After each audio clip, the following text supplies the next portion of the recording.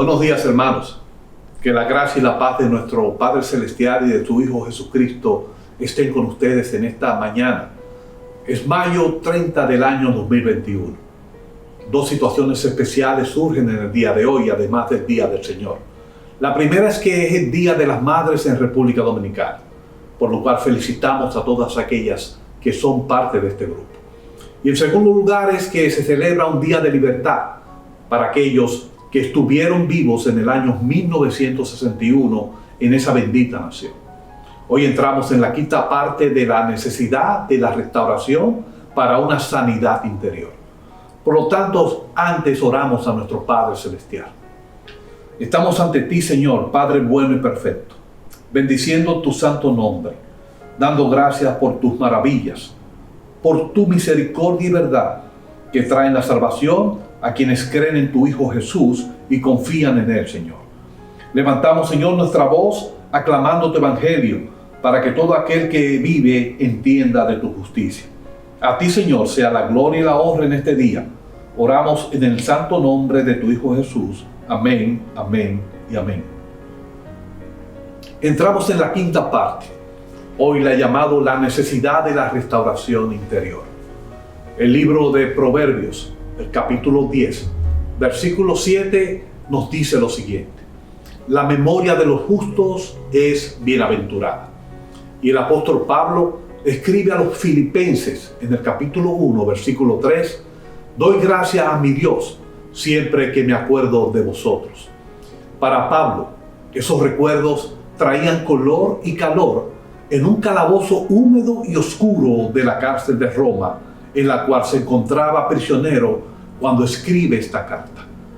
Muchas personas rehúsan hacer frente o reconciliarse con un pasado difícil. Para Pablo era lo contrario. A pesar de haber pasado por tiempos penosos en Filipos, recordarlo era para él conectar su pasado al presente, liberando su angustia del momento. Por eso, en este momento veo necesaria la pregunta: ¿cura el tiempo todas las heridas? Lo falso de la expresión está en la palabra todas. Es cierto que hay muchas heridas que el tiempo cura por sí mismo, pero el tiempo por sí mismo no puede sanar los recuerdos que son tan penosos que la mente de la persona no puede tolerar.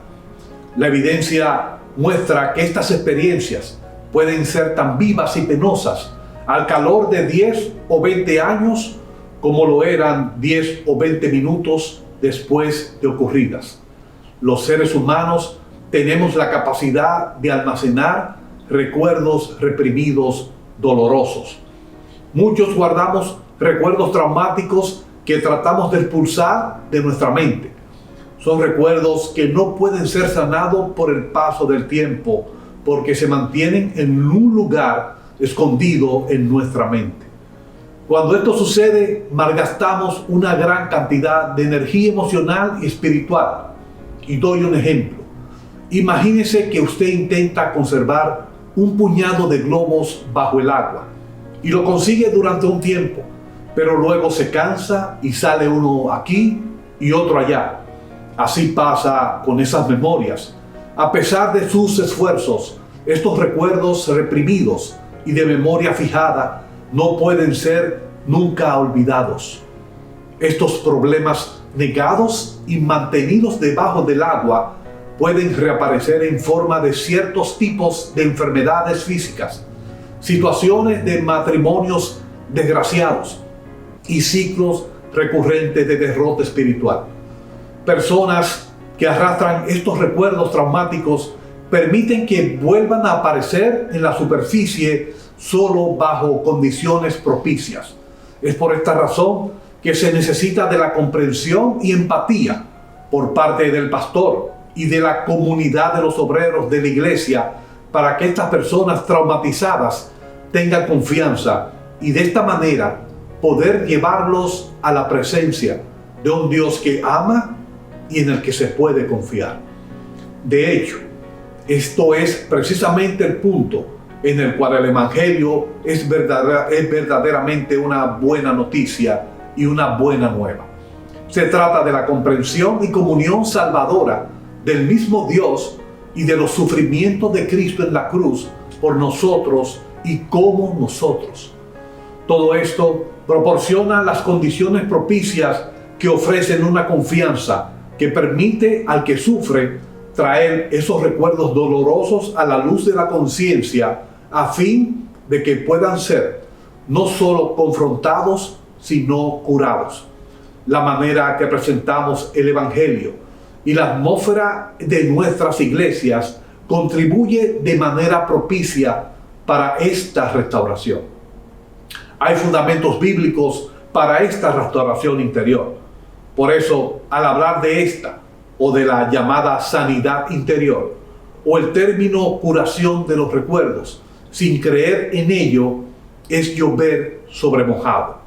Las Escrituras presentan fundamentos sólidos con relación a las cuestiones de fe y de la práctica de la misma.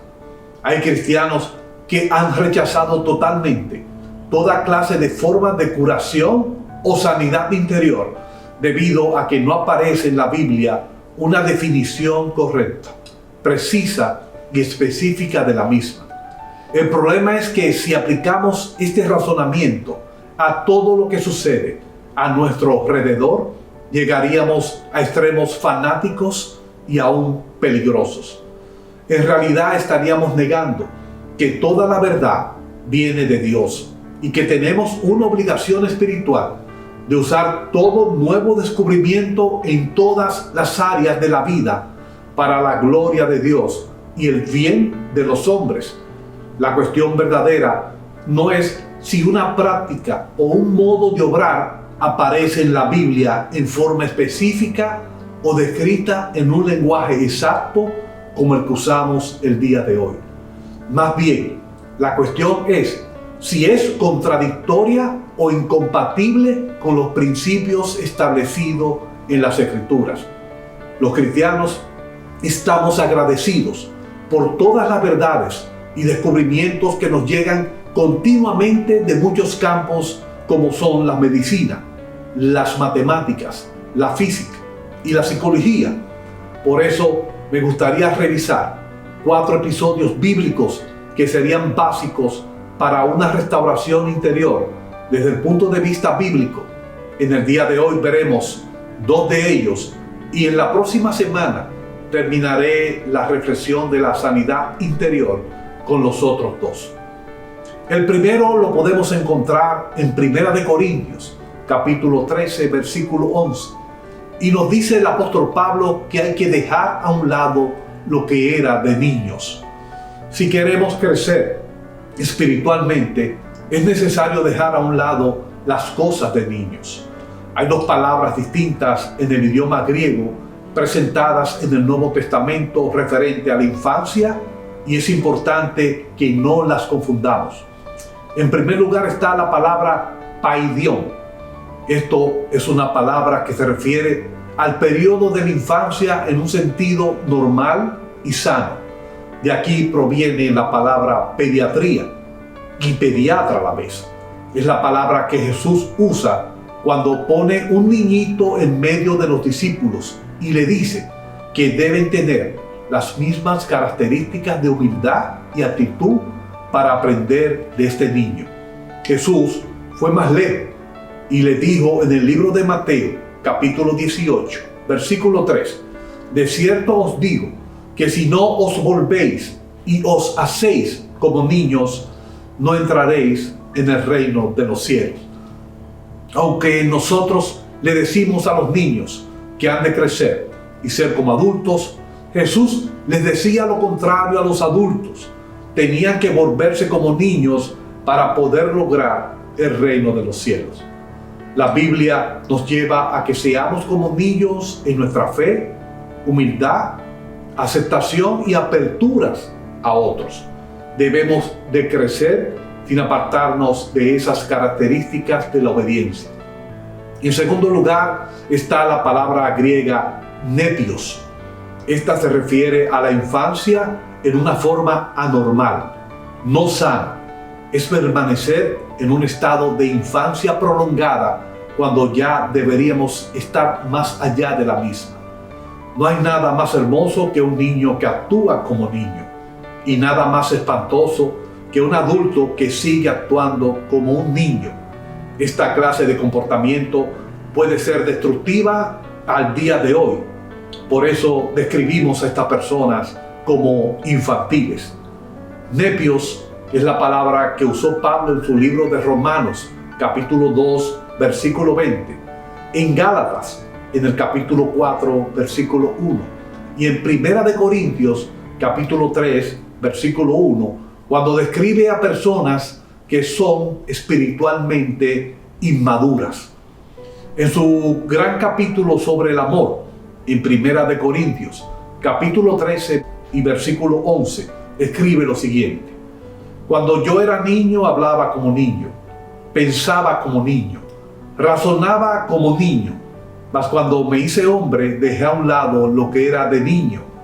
Aquí Pablo se está refiriendo a una combinación de inmadurez emocional y espiritual.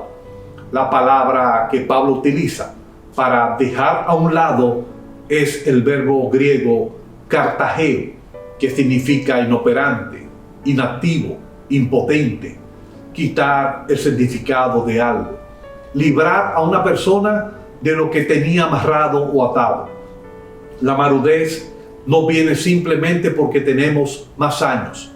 Podemos ser al mismo tiempo adultos cronológicamente y niños psicológicamente. El haber terminado con las cosas de niño requiere la acción por parte de la persona. Hay ciertos problemas que impiden la madurez y por lo tanto son responsables de permanecer atados e inmóviles. Estas personas hay que desatarlas porque se han quedado retrasadas en su estadio de desarrollo. Sus emociones nunca han pasado a un cierto nivel y esto los mantiene con cargas pesadas que permanecen aferrados en la profundidad de sus propias heridas. El segundo concepto bíblico está en Apocalipsis capítulo 1 versículo 8 y trata de aceptar a Cristo como nuestra ayuda actual. Jesucristo es nuestro contemporáneo eterno, es el Señor del tiempo y nuestro sanador. La parte más distintiva de la curación de los recuerdos es el momento de la oración.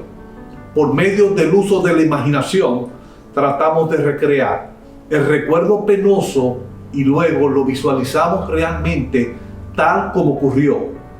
Oramos como si estuviéramos hablando con Dios realmente en aquel momento y en aquel lugar, pidiéndole la curación de la persona que fue sometida a aquella experiencia, las cuales le dejaron amarrados en aquel estado de crecimiento.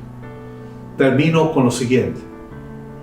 Usted se preguntará, ¿cómo es posible que con nuestras oraciones pudiésemos ayudar a esa persona en su proceso de restauración o sanidad interior? Esa persona presenta un grave deterioro espiritual y lo cual a la vez lo lleva hacia un deterioro físico progresivo. Las Escrituras nos dicen que Cristo es el Señor del tiempo pasado, del presente y del futuro.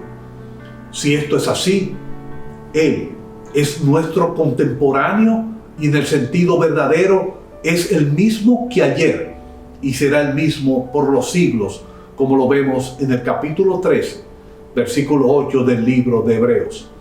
El apóstol Juan, en su capítulo 1 y versículo 15, nos presenta a Juan el Bautista diciendo de Jesús: este es el que yo decía, es el que viene después de mí y es antes de mí, porque era primero que yo.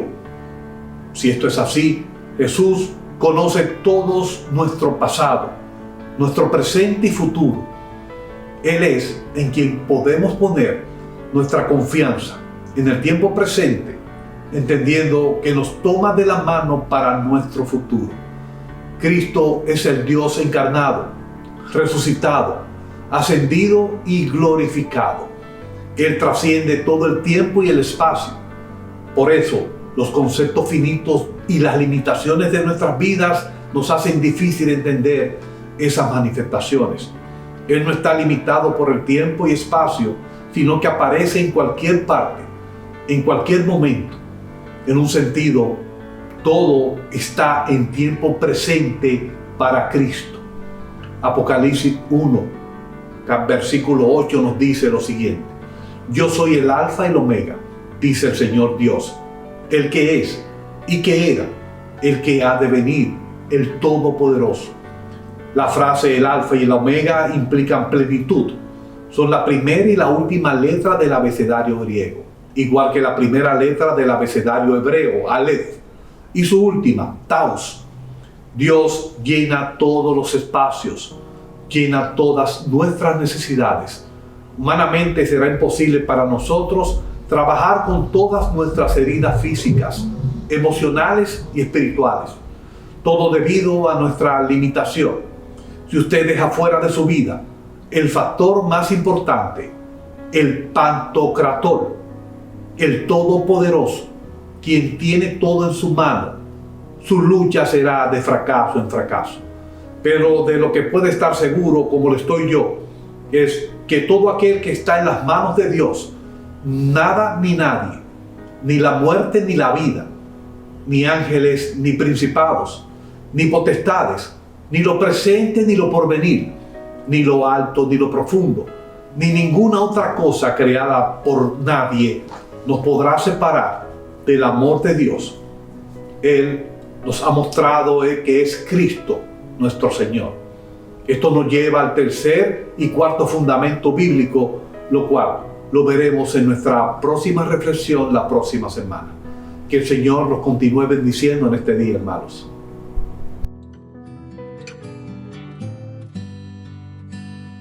Quiero entregarte mi sueño, tu voluntad, haz en ellos. Mi corazón te lo entrego, enamórame de ti.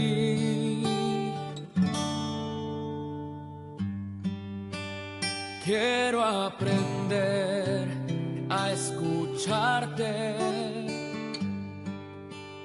Quiero saber qué es amarte.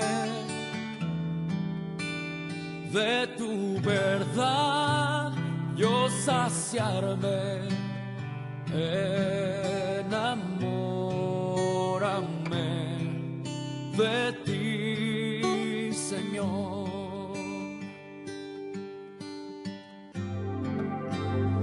Que tu presencia me inunde, haz de mí uno de nuevo, cámbiame, renuévame,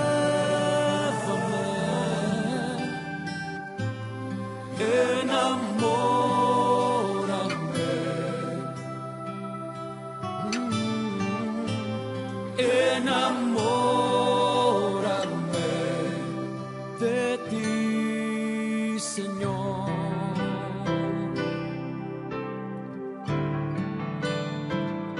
¿Cuántos quieren estar enamorados de Él? Dile con todo tu corazón. Quiero entregarte